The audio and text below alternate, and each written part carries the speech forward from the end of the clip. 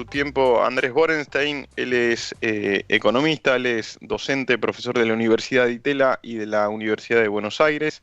Es consultor de EconViews y además tiene un podcast muy interesante que después le voy a decir que nos cuente cómo se puede hacer para escuchar, pero de cajón le quiero consultar a Andrés y darle la bienvenida con si es que se espera alguna sorpresa para esta tarde cuando se conozca el nuevo índice de inflación mensual. ¿Qué tal, Andrés? Bienvenido. Hola, ¿cómo están? Bueno, yo no sé qué llamamos sorpresa. Para mí es un número que va a empezar con 6. Me sorprendió sí el índice de Buenos Aires, que dio 5,6, y eso sí fue una sorpresa, y si diera algo así sería una sorpresa muy agradable para el gobierno y para todos los argentinos. Pero yo creo que va a dar 6 y monedas, y creo que las monedas importan. Un 6,1 hoy sería una buena noticia para el gobierno, un 6,9 sería una mala noticia y casi que forzaría al Banco Central a tener que volver a subir la tasa, y bueno, eso genera también otros mecanismos en la economía, ¿no? Andrés, se confirma, más allá de que sea, yo entiendo lo de las monedas y cuenta y pesa, pero más allá de que sea 6,1, 6,9, 6,3, ratifica una inflación superior al 5, todavía resta el último trimestre, nos acercaríamos a esas proyecciones entre el 90 y 100 de inflación anual. No, a ver, 90 es casi imposible. 90 sería, nos abrazamos y damos la vuelta olímpica, más que Qatar. A ver, el promedio de los analistas estima que a fin de año es 100,3. Nosotros tenemos 101,5, haciendo la sintonía fina de los últimos 3 meses. Entonces yo te diría que algo muy bueno sería que cerremos en 98. O sea, menos que 98 yo ya lo veo como casi milagrero. Porque por la dinámica, ¿sí? porque no, la inflación, digamos, va a estar en 6 y pico todos los meses, algunos puede ser 7, y si alguno sale mejor de lo que yo estoy esperando, va a ser 5,7, no va a ser 4,8, ¿entendés? Entonces, por eso es que yo creo que, digamos, de nuevo, menos de 98 imposible. La verdad que tampoco soy tan pesimista como para que esto se vaya de mambo, y tampoco diría que más que 102, 103 tampoco debería ser, pero probabilidad alta de tener 3 dígitos. Hablaste de que esto se vaya de mambo, ¿no? Digo, nos asustamos al ver una inflación de 3 dígitos, hay negociaciones salariales que ya están rondando los 3 dígitos. Digo yo, ¿cuáles son los riesgos para la economía de acostumbrarnos a una inflación constante y tan alta, ¿no? Bueno, el riesgo es ese de que vos, la inflación tiene una dinámica propia, entonces todo el mundo se trata de adelantar a lo que va a ser el otro, esto que en alguna época se llamaba puja distributiva. A mí no me gusta la historia de la puja distributiva, digamos, pero lo cierto es que es así. Entonces, si vos subís los sueldos, vamos a suponer que camioneros negocia 110%, bueno, eso te pega en el costo del flete. Y una vez que te pegan el costo del flete, no te sorprenda que se te empiecen a encarecer todos los bienes de la economía que necesitan un flete. Y así con todo, ¿no? Entonces, por eso digo, bajar la inflación de 100% no es fácil. No es, viste, que venga alguien con una receta y decir, bueno, pero mirá que no imprimimos dinero en septiembre, entonces va a bajar. No, es mucho más sofisticado que eso, y yo descreo de los economistas o de cualquier otra profesión que venga con una receta fácil. Acá, para bajar la inflación de una manera seria, tenés que pensar en un plan integral. Y a largo plazo, supongo, ¿no? Y de largo plazo es algo que no se ve, digamos, es lo que siempre decimos. Esto es un plan de estabilización, y no sé, como el EFRAL, como la convertibilidad, como, no sé, el que hizo Krieger Bacena en el gobierno militar de Onganía en los 60 y pico. O sea, hay muchas formas de hacerlo, pero no es algo que uno puede decir, viste, de hoy para mañana, y que requiere mucha credibilidad y mucho conocimiento técnico. Y uno podría pensar que el gobierno va a conseguir ese conocimiento técnico. No lo tengo muy claro, pero lo que seguro me parece que no va a conseguir hoy es credibilidad, pensando que es un gobierno que tiene muchas divisiones internas, que perdió la elección de medio tiempo, que estamos muy cerca de las elecciones. Y la otra cosa que para mí es importante es que si vos quisieras de verdad hacer un plan de estabilización, lo primero que tendrías que hacer es alinear precios relativos. Y esto que decimos los economistas y que suena difícil, que es alinear precios relativos, pasado al castellano, quiere decir subir tarifas mucho más de lo que está pensando hacer el gobierno, y dejar de atrasar el dólar. Entonces, el primer efecto de un plan de estabilización sería más inflación. Me parece a mí la probabilidad de que eso ocurra es relativamente baja. Me quedé hace algunas semanas, me llamó mucho la atención un tuit tuyo en el que mostrabas unos gráficos, unas pirámides que indicaban la cantidad de revisiones, no, de actualizaciones salariales que puede llegar a tener un recibo de sueldo de determinada actividad. Y precisabas vos ahí que, por ejemplo, en el caso de un empleado de comercio, la cifra del sueldo básico o el monto a percibir total cambiaría y sería diferente en 9 de los 12 meses del año.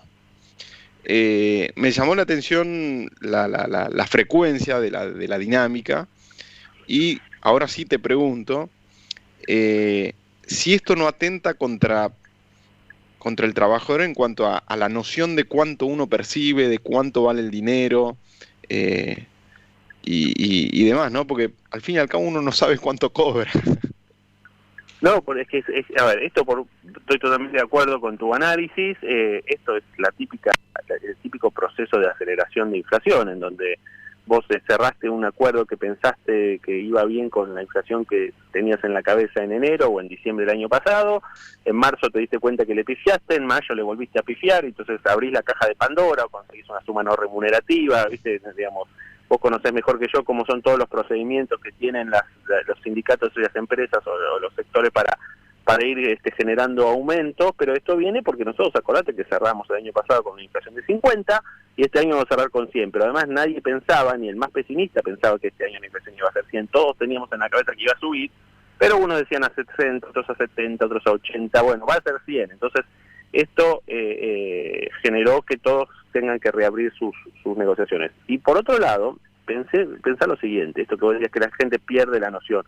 Claro, hay muchísima ilusión monetaria. Además, vos pensás si vos tuvieras 10% de inflación anual y vos decís, che, la pifié en la negociación y cobré 8% más. Bueno, perdiste 2 puntos, no es tan grave. Si la inflación es 100 y vos decís, la pifié en la negociación, voy a cobrar 80% más. Te sacaron 20 puntos, digamos, y eso te pega directo en tu plato de comida, ¿no? Te pega directo en la capacidad de consumo de los trabajadores. Eso es muy común en estos procesos de aceleración de inflación, donde hay una redistribución de riqueza del que pudo negociar bien al que pudo negociar, digamos, el que no pudo negociar bien al que pudo negociar bien. Y lo mismo pasa en los sectores empresarios, ¿no? Hay precios, bueno, el precio del hilado subió 160% por las razones que fueran, no me voy a meter en esa discusión, y el precio de otra cosa subió 70%, y la inflación promedio fue 100%, pero bueno, hay alguien que está cobrando sobre 160 y otro que está cobrando sobre 70%. Y en general se verifica que los sectores que pueden subir más los precios pagan mejores sueldos y los sectores que no pueden pagan peores sueldos, porque si vos le congelás el precio a alguien, es muy improbable que ese empresario que tenga precio congelado o semicongelado esté pudiendo pagar salarios competitivos. Andrés, en este contexto, los únicos, de parte del lado de los empleados, los únicos sectores que ganan son los que logran forzar y cerrar una cláusula gatillo por inflación que se garantizan el 0-0, por decirlo de alguna manera, en términos futboleros. Pero el resto todos tienen caída. En general pasa eso, cuando la inflación se acelera y vos después negocias. Incluso si vos conseguís con la cláusula gatilla el 0-0, lo conseguís ex post. Entonces, probablemente incluso bien contabilizado, ese de 0-0 pierda.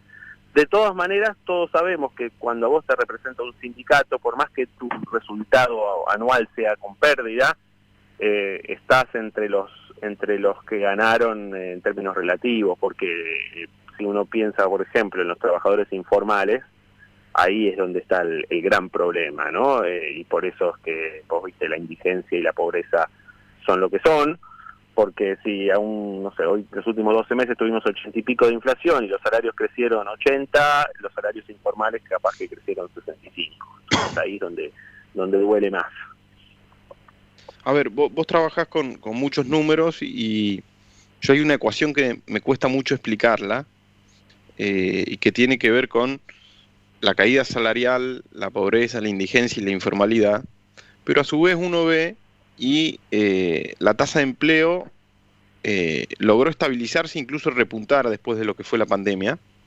Es cierto con mucho cuentapropismo, monotributismo, pero de alguna manera el empleo repuntó, no se cayó en un pozo. ¿A qué lo atribuís vos en esa recuperación? Porque tampoco se percibe esa recuperación en la economía real ni en los bolsillos. Si es que crees que hay un fenómeno que no estamos identificando detrás de esto.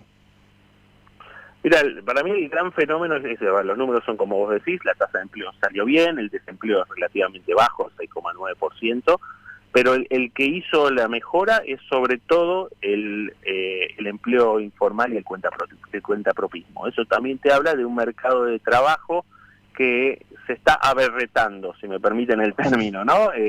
Y cuando empezás a mirar ya más la micro, ves que las pymes, por ejemplo, no han contratado gente nueva, más bien han destruido empleo formal. Y vos decís, che, pero ¿cómo puede ser que hayan destruido empleo? No destruyeron empleo formal. ¿Cómo lo analizo yo? A una pyme se le renuncia a un empleado, se le jubila a un empleado y lo reemplaza con un empleado informal. ¿Por qué? Porque la industria del juicio y todo eso. O sea, las pymes están un poco cansadas de repente la historia de la industria del juicio, la salida de un empleado te cueste 30 salarios y cosas por el estilo. Entonces es informal o nada, me parece, en la mayoría de los casos. Y después, bueno, justamente por eso es lo que vemos es que la pobreza no baja, pese a que hay más gente empleada, porque buena parte de esa gente empleada, de ser empleado informal, tiene ingresos que no le permiten salir de la pobreza, porque la inflación te mata. Andrés, lo último y tiene que ver un poco con esto de que hablabas de la industria del juicio y demás. Hoy finaliza el coloquio de IDEA en Mar del Plata, donde expusieron muchos empresarios, pero ayer en un panel muy particular, dos sindicalistas, Gerardo Martínez y Ricardo Piñanelli, por lo menos para mí sorprendieron en cuanto a una frase, la de Piñanelli, teniendo en cuenta de que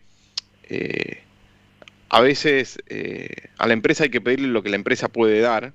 Me llamó la atención, sobre todo porque el ESMAT, el gremio que representa a él, está muy asociado y muy aliado en este momento con los Moyano. Y después lo de Gerardo Martínez de hablemos de reformas, pero también de reformas que incluyan a los empresarios, ¿no? O sea, que la productividad no siempre recaiga del lado del empleado. ¿Crees vos, y analizando el año electoral que se nos avecina, que el tema de reformas, y no quiero caer únicamente en la laboral, son imprescindibles primero, si es que van a estar en la agenda, en número uno, en el tope de la agenda el año que viene en elecciones, pero si son imprescindibles para que arranque la nueva gestión? Mirá, sin duda son imprescindibles y como decís no es solo la laboral, pero hay 5 o 6 reformas de esas que uno llama transversales porque afectan a todos los sectores que se necesitan, entre ellos, no sé, algo que tiene que ver con los impuestos, una economía más abierta, o sea, algo que tenga que ver con capacitación, digamos, etcétera. Pero en el tema laboral, justamente, si bien hay un montón de cosas para discutir con los sindicatos, me parece que el tema número uno, y donde los sindicatos deberían ser aliados del próximo gobierno, cualquiera sea el signo del próximo gobierno, es decir, miren muchachos, si ustedes quieren generar empleo, más allá de si se flexibiliza o no se flexibiliza o qué cosas hacemos, lo de la industria del juicio va a ir en contra de ustedes. Porque la industria del juicio es donde los sindicatos, si quieren, no tienen mucho para ganar, ¿no? Ese es el tema, esa runfla, abogado, juez, empleado, testigos falsos y un montón de cosas que sabes que existen en ese mundillo. Pero los sindicatos no tienen nada para ganar, yo creo yo, no sé, por ahí tengo una visión un poco naif. Entonces, si vos querés, lo que le conviene al sindicalista es que haya más empleados, que su sindicato sea más grande, que tenga más afiliados a la obra social. Y para eso le tenés que dar condiciones de estabilidad, porque si no, digamos, matás a la gallina de los huevos de oro. Todas las pymes van a reemplazar a sus trabajadores por trabajadores informales y empezar a correr el riesgo y todo eso. Yo creo que si eso no se hace va a ser muy difícil generar empleo en Argentina. Estamos hablando con Andrés Borenstein, él es economista, había hecho una mención al comienzo, al presentarlo, que tiene un podcast muy interesante que me gustaría, Andrés, que a modo de cierre nos cuentes cómo, a quienes estén interesados en escucharlo, cómo hacer. Bueno, muchas gracias. El podcast se llama La Economía en 3 minutos y está en todas las plataformas, en Spotify, en Google Podcast, en Apple Podcast, en todas las plataformas que están en los celulares, y todos los domingos a la tardecita sacamos ese podcast de 3-4 minutos y donde contamos un poco qué pasó la semana pasada y qué es lo que deberíamos esperar para la próxima. Así que bueno, muchas gracias por el chivo, como se dice. Gracias a vos, Andrés, por tu tiempo, y si llegamos a estar en 6,1, 6,2, 6,3, me voy a acordar de vos esta tarde. Dale, un abrazo. Muchas gracias. Pasó Andrés Borenstein, economista, acá por 14 bis.